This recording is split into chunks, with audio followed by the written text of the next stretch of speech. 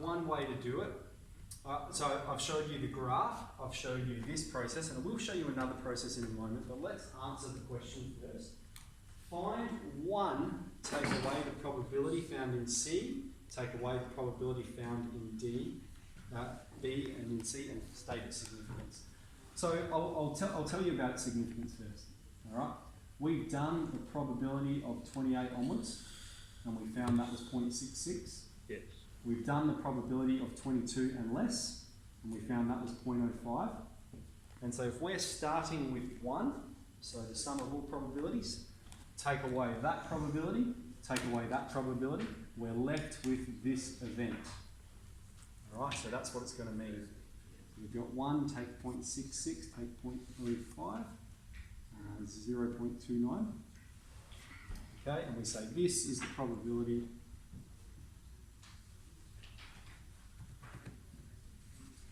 that X lies between 22 and 28. All right, does that make sense?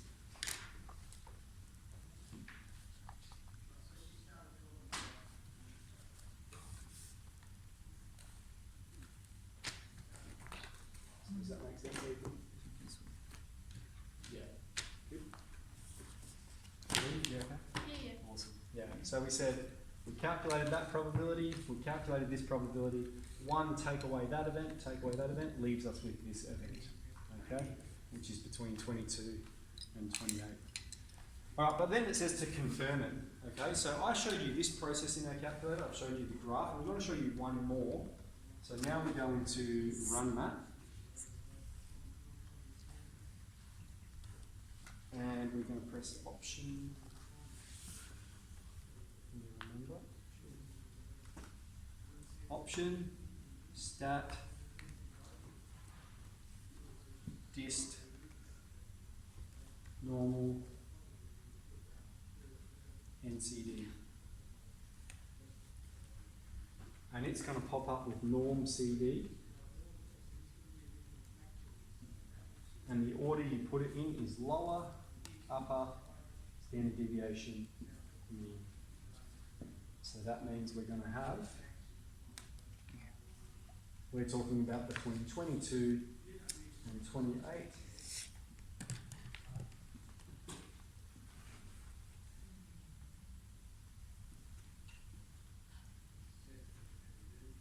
Everyone remember where the comma is? The delete button? Yeah. 22, 28, 5, 30.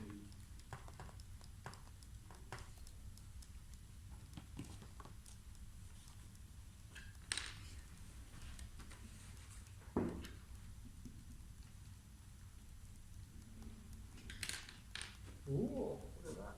That is the same as this. It's true. Magic. Wow. Wow. Who'd have thought?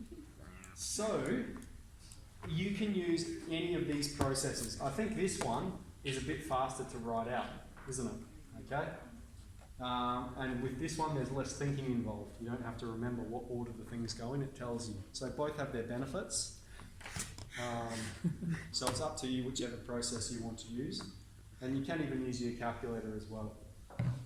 The reason I encourage you to use one of these two is because it allows me to see what you've put in your calculator, okay? Because if you accidentally put the wrong thing in, you definitely get the wrong answer, but perhaps you can get marks for having some of the right stuff in the right location, okay?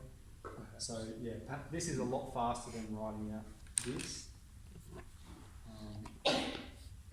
Maybe more calculator work, I don't know, you decide.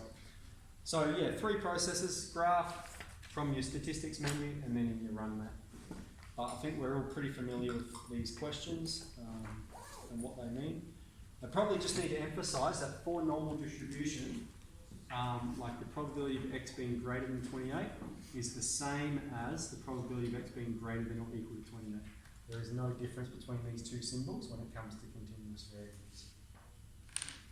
Why? Why?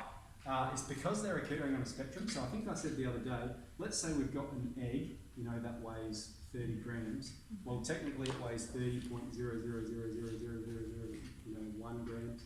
And there might be another egg that weighs 30.0000002 grams. So we don't differentiate between these two because it's such a finite discrepancy between 28 and 28.00000. You could have an infinite number of decimal places there.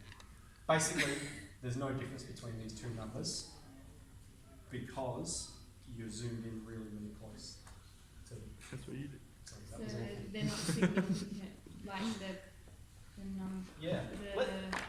perhaps Perhaps the best way to explain it might be, when we talk about discrete random variables, okay, if we're talking about the probability of x being greater than 28, either x is 27, 28, or 29, okay? So if we're talking about it being greater than 28, it means this.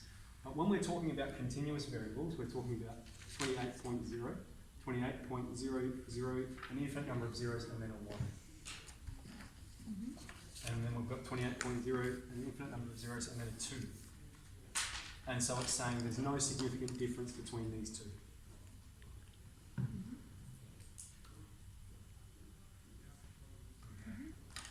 So this is a pretty massive exercise, like for 8C and 8D, but I think you'll find the questions quite easy to begin with. Towards the end of 8D, they can get a bit challenging. So I just want you to do as much as you can. In tomorrow's lesson, we're doing quantiles, which is a very short exercise. Well, no, we're doing z-scores, very short exercise and quite simple as well. All right. So let's get into it. Can't wait to do that. Z-scores. They do. Cool.